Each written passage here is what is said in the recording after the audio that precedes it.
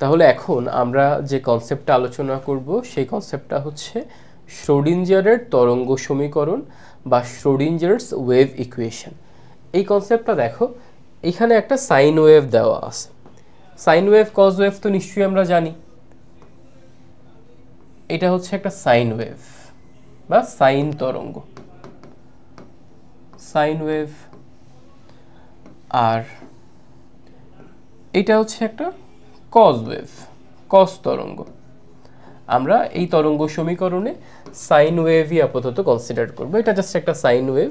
এবার কিছু টার্মিনোলজি দেখো, আমরা জানি যে তরঙ্গস্থিত সমদশা সম্পন্ন যে কোনো দুটি বিন্দুর মধ্যবর্তী দূরত্বই হচ্ছে তরঙ্গ দৈর্ঘ্য বা ওয়েভ লেন্থ, যেটাকে আমরা ল্যামডা দিয়ে প্রকাশ করি। তরঙ্গস্থিত সমদশা সম্পন্ন যে কোনো দুটি বিন্দুর মধ্যবর্তী দূরত্ব হচ্ছে ল্যামডা। আর আমরা বিস্তার জানি, এই যে এতটুকু, এই যে এইটাই হচ্ছে আমাদের অ্যামপ্লিটিউড বা সর্বোচ্চ বিস্তার। এই যে এই পার্টটা অ্যামপ্লিটিউড বিস্তার। বিস্তারকে আমরা কি দিয়ে প্রকাশ করি ভাইয়া? এ দিয়ে। ওকে, আচ্ছা। সো এটা হচ্ছে একটা সাইন ওয়েভের চিত্র।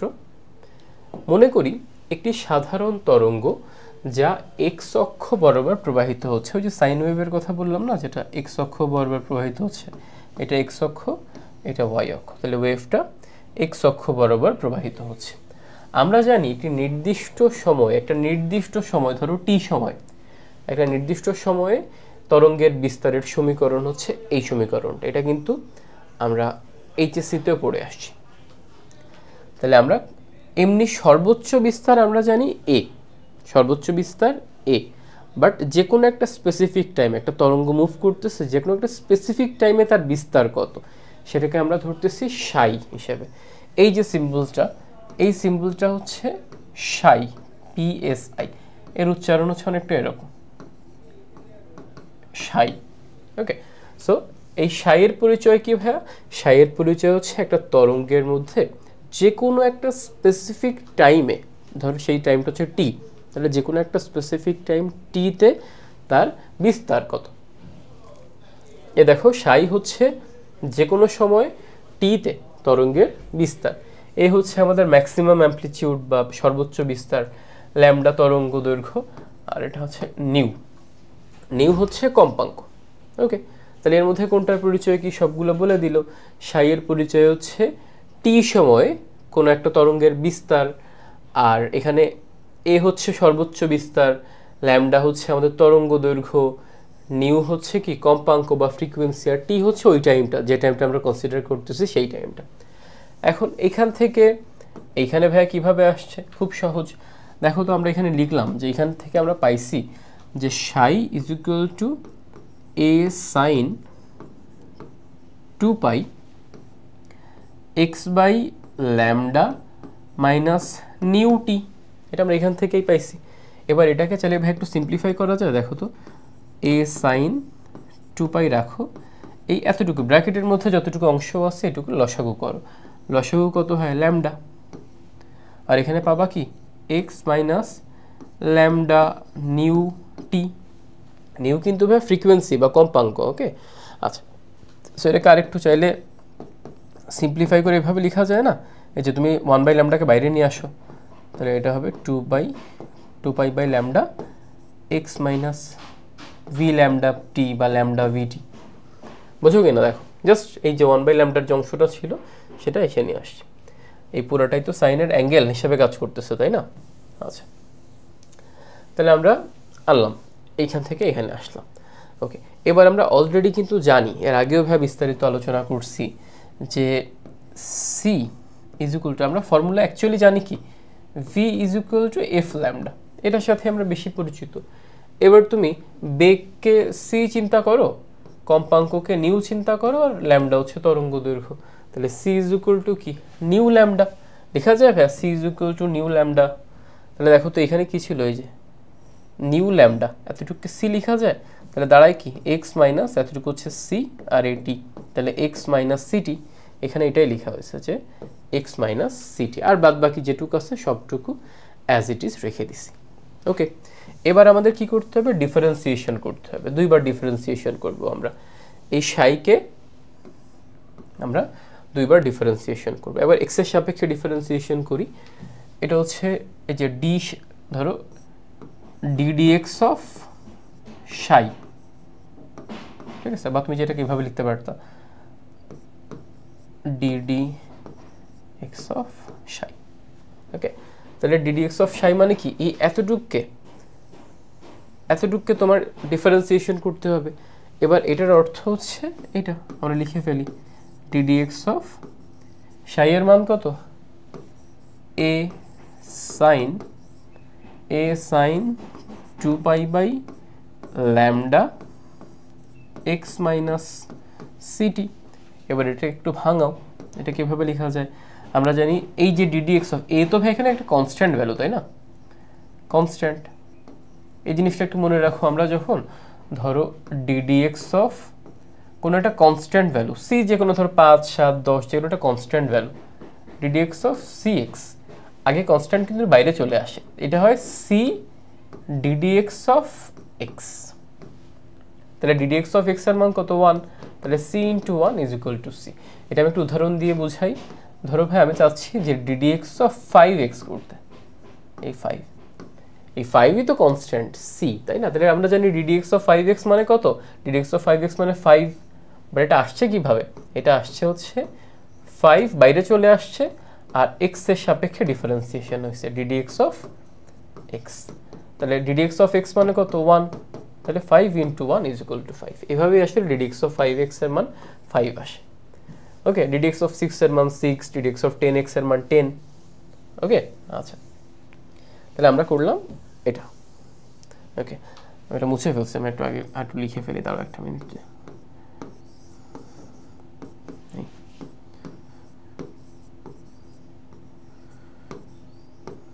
এ সাইন 2π/λ x মাইনাস সিটি, তাই না, হ্যাঁ, x মাইনাস সিটি। এবার এটাকে আমরা ডিফারেন্সিয়েশন করব।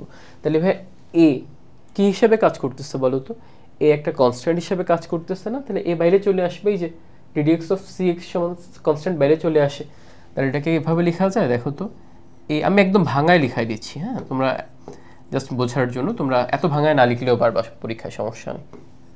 আগে একবার ভালো করে বোঝো যে টার্মটা আসছে কিভাবে, তারপরে তোমরা যেভাবে তোমাদের ইচ্ছা সেভাবে সলভ করো। এইকে ভাই বাইরে নিয়ে আসছি। এবার ডিডিএক্স অফ সাইন এক্স, আমরা জানি ডিডিএক্স অফ সাইন এক্স মানে কি, কজ এক্স, আর ডিডিএক্স অফ কজ এক্স মানে হচ্ছে মাইনাস সাইন এক্স, তাহলে ডিডিএক্স অফ সাইন এক্স মানে হচ্ছে কজ এক্স। তাহলে তুমি পুরাটা আপাতত চিন্তা করো, তোমরা ডিফারেন্সিয়েশন পারো আই এম শিওর। এই পুরোটাকে আমি ধরলাম এক্স, পুরোটাকে আমি ধরতেছি ভাই এক্স, তাহলে কি দাঁড়ায়, তাহলে হচ্ছে ডিডিএক্স অফ সাইন এক্স মানে হচ্ছে কজ এক্স, এক্স মানে কিন্তু এক্স না ভাই, এক্স মানে কত, আমি এটা ব্র্যাকেট দিয়ে, এক্স মানে কিন্তু 2π/λ x মাইনাস সিটি। এতটুকু বুঝতে পারছো কিনা? এবার ভাই এক্স তো আর এক্স ছিল না, এক্স মানে তো ছিল 2π/λ x মাইনাস সিটি, তাহলে এক্স যেহেতু এক্স না, এর অর্থ এটাকে আবার ডিফারেন্সিয়েশন করতে হবে। তাহলে সুতরাং D D X of 2π/λ x minus C T. দেখো তো ভাই বুঝো কিনা? আমি যদি আপাতত just for the sake of an example আমি ধরলাম যে এতটুকু, যে রেড মার্ক করা এতটুকু হচ্ছে এক্স, তাহলে কি দাঁড়াচ্ছে ddx of sine x, ddx of sine X মানে কি কজ এক্স, এ তো বাইরে আসেই কনস্ট্যান্ট হিসাবে, বাট এতটুকুর কথা চিন্তা করো, ডিডিএক্স অফ সাইন এক্স মানে কজ এক্স, বাট এক্স তো অ্যাকচুয়ালি এক্স না, এক্স কি 2π/λ x মাইনাস সিটি, তাহলে ডিডিএক্স অফ সাইন এক্স সমান কজ এক্স লিখলাম, বাট এক্স তো এক্স না, মানে ওইটাকে আবার ডিফারেন্সিয়েশন করতে হবে। এতটুকু ক্লিয়ার কিনা? এবার এ কজ 2π/λ x মাইনাস সিটি, এতটুকু রাখলাম আমি। এবার এটা কিভাবে দেখো তো, 2π/λ এটা একটা কনস্ট্যান্ট, তো ল্যামডা তো তরঙ্গ দৈর্ঘ্য, একটা মান আসবে না, তাহলে 2π/λ এটাও একটা কনস্ট্যান্ট, তাহলে আমার কনস্ট্যান্ট কি হয়ে আসে, বাইরে চলে আসে, তাহলে চলে আসলো সেই বাইরে লাভ দিয়ে 2π/λ আর এখানে করব কাকে, dx of x minus C T. Clear কিনা ভাইয়া? এবার দেখো তো a cos 2 pi by lambda x minus C T আমি রাখলাম, 2 পাই বাই ল্যামডাও আমি রাখলাম। এবার এটা কি লেখা যায়, 2 পাই বাই ল্যামডা, এটা কি লেখা যায় ddx of x minus city.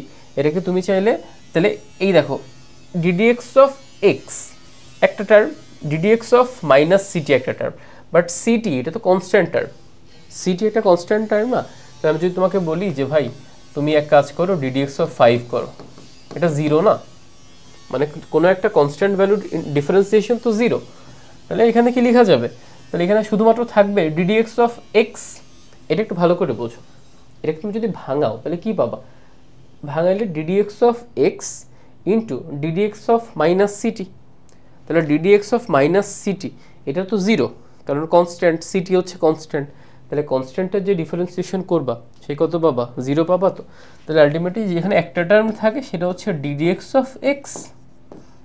ddx of x মানে কত ভাই, 1। ddx অফ x মানে 1। দেখো বোঝো কি না, আমি এখানে একসাথে 1 লিখে দিয়েছি। ওকে, তাহলে আমাদের কাছে থাকলো কি, থাকলো হচ্ছে এবার এই টার্মটাকে এ পাশে একটু নিয়ে আসো। তাহলে তুমি লিখতে পারো 2 pi a by lambda cos x minus C T. Clear কি না, বুঝতে পারছো? জাস্ট 2 পাই বাই ল্যামডাকে আমি এই পাশে নিয়ে আসি, সবই তো গুণ আকারে আছে। সো তুমি অর্ডারগুলো একটু রিঅ্যারেঞ্জ করলে তো সমস্যা নেই। তাহলে এই ভাই এখানে একটু দেখো ভাইয়া ফার্স্টের ডিফারেন্সিয়েশনে এটা কিভাবে আসলো, এই যে এই টার্মটা, এই টার্মটা একটু ভালো করে পজ নিয়ে একটু বোঝো, ঠিক আছে? ওকে, তাহলে আমরা এক কাজ করি। আচ্ছা, এখানে আরেকটা টার্ম বাদ গেছে, এটা হচ্ছে cos এই যে 2 pi by lambda x minus C T, তাই না? এই যে এখানে তো cos 2 pi by lambda x minus C T. Clear কিনা ভাইয়া? এই টার্মটা দেখো বোঝো কিনা, 2 পাই a বাই ল্যামডা, এটাকে আমি এই পাশে নিয়ে আসছি, এনে এটার সাথে গুণ করে দিছি 2 পাই a বাই ল্যামডা, আর এখানে cos 2 pi by lambda x minus C T তো ছিলই। এই অংশটা বুঝতে পারছো? এভাবে আসছে হচ্ছে ফার্স্ট ডিফারেন্সিয়েশন। এখানে বেশ কিছু লাইন, প্রত্যেকটা লাইন ভাঙা ভাঙা দেখা দিচ্ছি। তুমি চাইলে তোমার এক্সামে ভাঙা ভাঙা লিখতে পারো, ভাঙা ভাঙা লিখলে বেটার আর কি। হ্যাঁ, তোমার কোনো কিছু মুখস্থ করার দরকার নেই, কারণ অঙ্ক তো আর মুখস্থ করার জিনিস না। ওকে, এবার আমি কি করলাম, এইখানে যে ইকুয়েশনটা পাইছি, আমি এইখানে যে ইকুয়েশনটা পাইছি, এই ইকুয়েশনটাকে আমি সেকেন্ড ডেরিভেশন করবো, বা আরও একবার ডিফারেন্সিয়েশন করব। এই যে ddx অফ সাইকে আমি আবার ডিফারেন্সিয়েশন করব। তাহলে ddx অফ সাইকে যদি ভাই আমি আবার ডিফারেন্সিয়েশন করি, তাহলে সেই টার্মটা কি চলে আসবে, সেই টার্মটা চলে আসবে d square psi by dx square. Clear কি না? সেকেন্ড ডিফারেন্সিয়েশন হলে এটা আসে, তোমরা নিশ্চয়ই জানো, ডিফারেন্সিয়েশন তোমরা এইচএসসিতেই পড়ে আসছো। সো এই টার্মটা আসছে। এবার আমাদের কাজ কি, এবার আমাদের কাজ হইতেছে এই টার্মটাকে ডিফারেন্সিয়েট করা। এবার আমি টার্মটা একটু লিখে দিই। আমাদের এখানে কি ছিল, 2 পাই a বাই ল্যামডা, আমাদের এপাশে একটু লিখি আমি, ddx অফ সাই এর মান ছিল 2 pi a by lambda cos 2 pi by lambda x minus C T. এটা হচ্ছে ফার্স্ট ডিফারেন্সিয়েশন করে যে মানটা আসছিল। এবার আমি এটাকে আবার ডিফারেন্সিয়েশন করব, মানে সেকেন্ড ডিফারেন্সিয়েশন করব।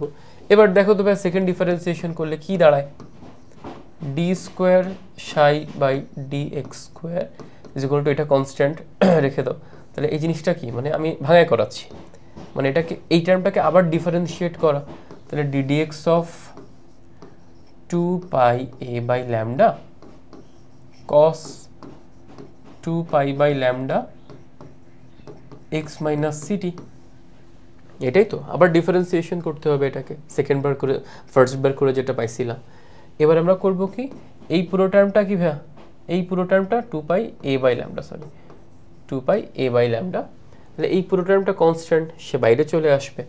তাহলে চলে আসলো সে বাইরে 2 পাই a বাই ল্যামডা, আর ddx চলে গেল ভিতরে cos 2 pi by lambda X minus C T. Clear কি না?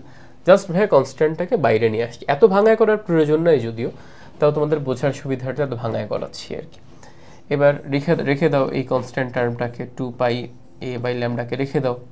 এবার ডিডিএক্স অফ কস এক্স মানে আমরা কি জানি ভাইয়া, ডিডিএক্স অফ সাইন এক্স মানে হচ্ছে কজ এক্স, আর ডিডিএক্স অফ কজ এক্স মানে হচ্ছে minus sine X, minus sine X. তাহলে এখানে কি দাঁড়াবে, আমি পুরোটাকে এবার ধরলাম এক্স, আগের মতোই, আগে যা কাজ করছি এবারও একই কাজ করব। এই পুরো টার্মটাকে ভাইয়া ধরলাম এক্স, চিন্তা করে নাও। তাহলে d d x of cos X, cos X মানে কি, ডিডিএক্স অফ কজ এক্স মানে কি, minus sine X, minus sine X বলতে কিন্তু ভাইয়া এক্স না, এক্স মানে 2 pi by lambda X minus C T. এবার এটাকে আবার ডিফারেন্সিয়েশন করতে হবে, কারণ এক্স তো এক্স না, এক্স তো আসলে যে 2 pi by lambda into X minus city.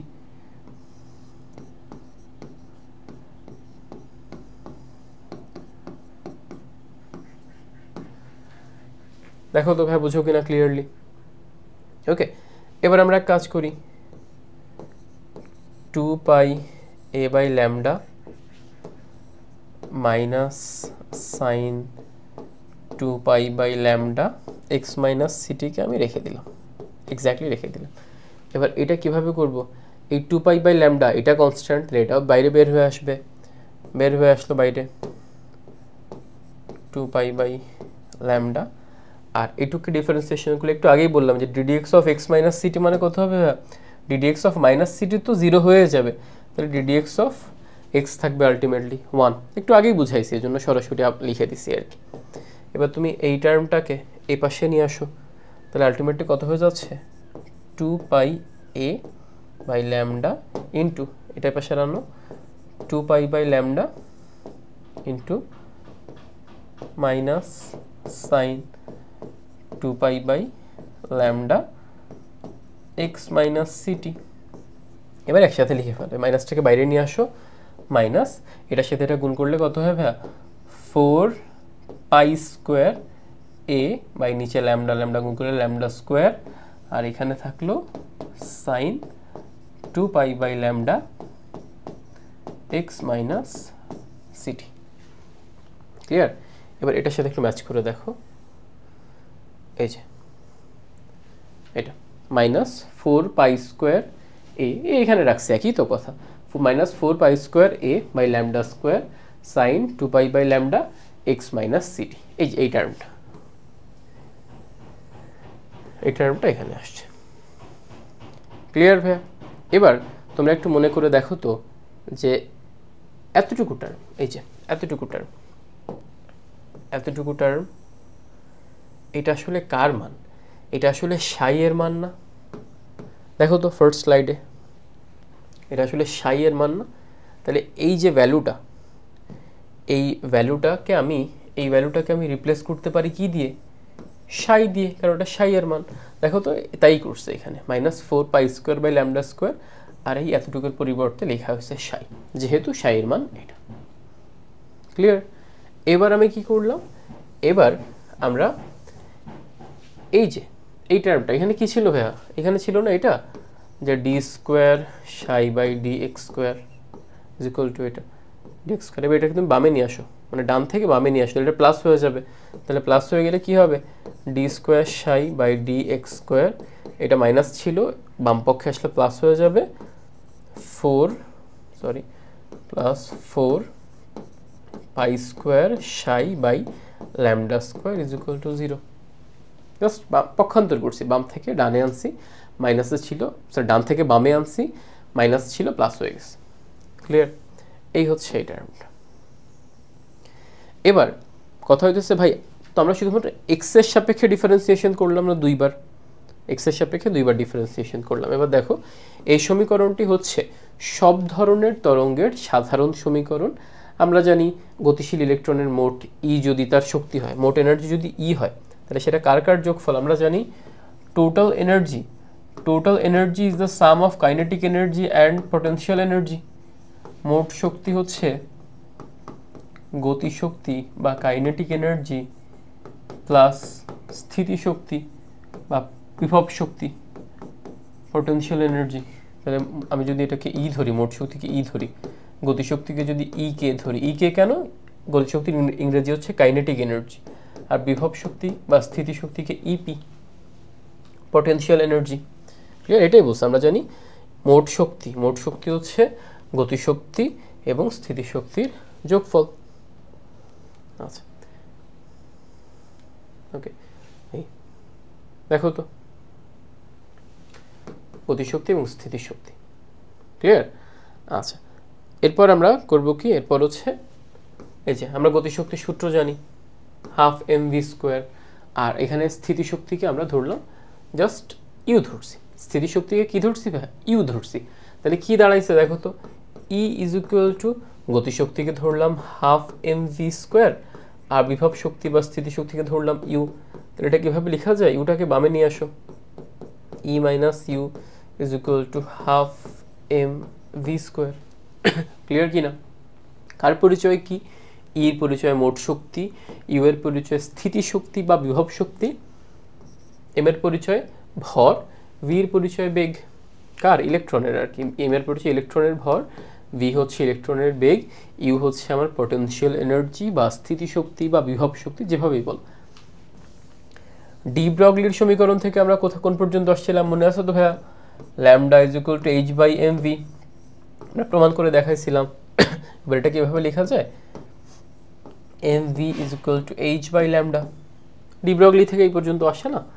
আমরা জানি ডি ব্রগলি সমীকরণ থেকে m v is equal to h by lambda. এবার যদি আমি উভয় পাশে বর্গ করি তাহলে কি হয়ে যাবে? উভয় পাশে বর্গ করলে m v whole square is equal to h by lambda whole square. That means m square v square is equal to H square by lambda square. এই টার্মটা এভাবে আসছে, দেখো বোঝো কিনা? ওকে, এবার আমি এক কাজ করি, এম স্কোয়ার ভি স্কোয়ার। আচ্ছা, এম স্কোয়ার ভি স্কোয়ারকে কীভাবে লেখা যায়? লাইক আমি যদি ভাবে লিখি যে m into m v square, লেখা যায় কি না? এম স্কোয়ার ভি স্কোয়ারকে লেখা যায় এম ইন্টু ভি স্কোয়ার। তাহলে আমি এখানে একসাথে এক কাজ করলাম, আমি এখান থেকে দেখো এই টার্মটা, তাহলে হাফ এম ভি স্কোয়ার কোত্থেকে আসছে? এখানে অনেকগুলো লাইন ভাগ করে আমরা চাইলে লিখতে পারি। তাহলে হাফ এম ভি স্কোয়ার, তাহলে আমাদের এম ভি স্কোয়ার আছে, তো আমি পুরো ব্যাপারটা একটু বুঝাই তোমাদের লিখে দিই আর কি। তাহলে এম ভি স্কোয়ার থেকে এখানে একটা লাইন লেখা যাবে। তাহলে এম ভি স্কোয়ারকে লেখা যায়, এমটাকে ওই পাশে পাঠায় দাও, 1/m into H square by lambda square. Clear কিনা ভাইয়া? এবার উভয় পাশে আমি হাফ দিয়ে গুণ করি, উভয় পক্ষকে আমি হাফ দিয়ে গুণ করব। তাহলে কত হবে? Half m v square is equal to 1 half দিয়ে গুণ করলে 1 আলটিমেটলি 2m হয়ে যাবে into H square by lambda square.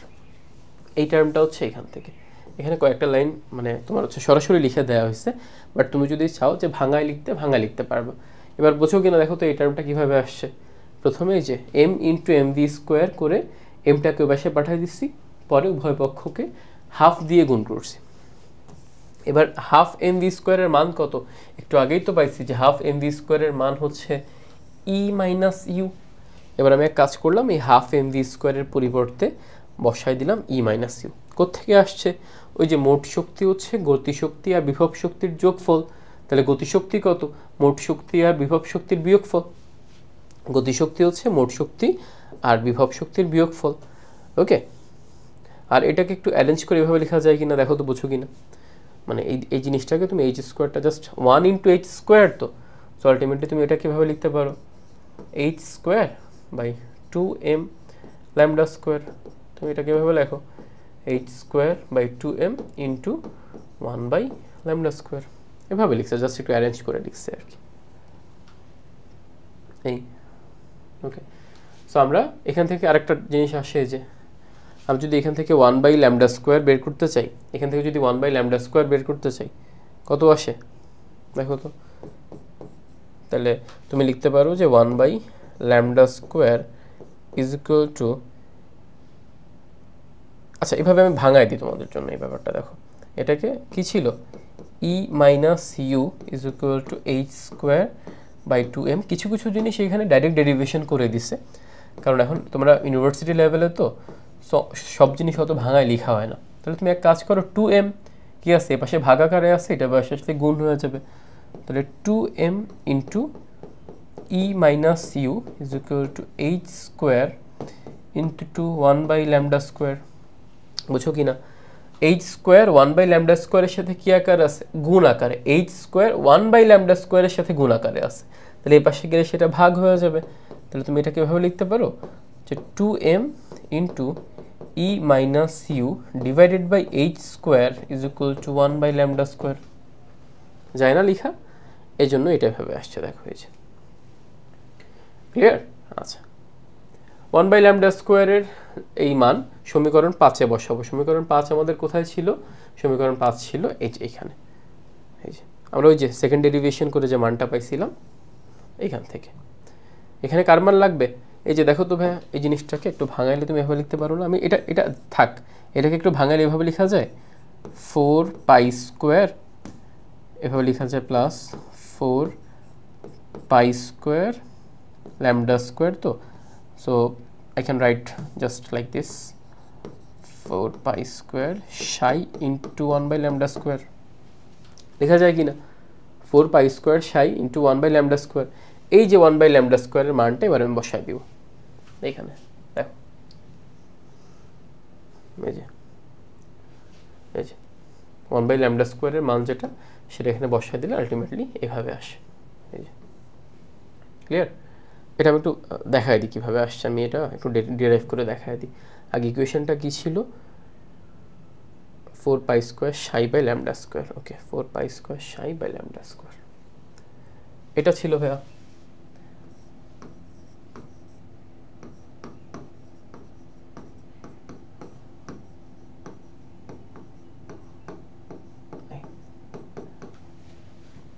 এবার আমরা এখান থেকে পাইলাম যে 1/λ স্কোয়ারের মান সেটা হচ্ছে 2m/h square into e minus u, এই মানটা পাইছি।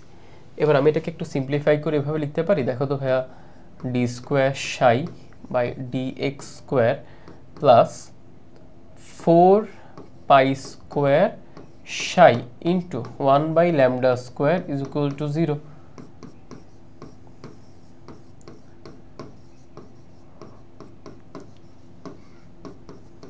1/λ মান বসাই দিই, কত? 2m/h square into e minus U is equal to 0। এবার এটাকে আরেকটু সিম্পলিফাই করো, d square psi by dx square plus এই যে 4 দুগুণে 8, তাহলে 8π square m psi by h square into e minus U is equal to 0। ঠিক আছে? দেখো তো এই টার্মটার সাথে বুঝো কিনা এটা, এই যে এটা। ঠিক আছে, এটা সাইটে পরে লিখছে, একই তো কথা, সবই তো আলটিমেটলি গুণ আকারে আছে। তাহলে 4π square m, 4π square m e minus U psi is equal to 0।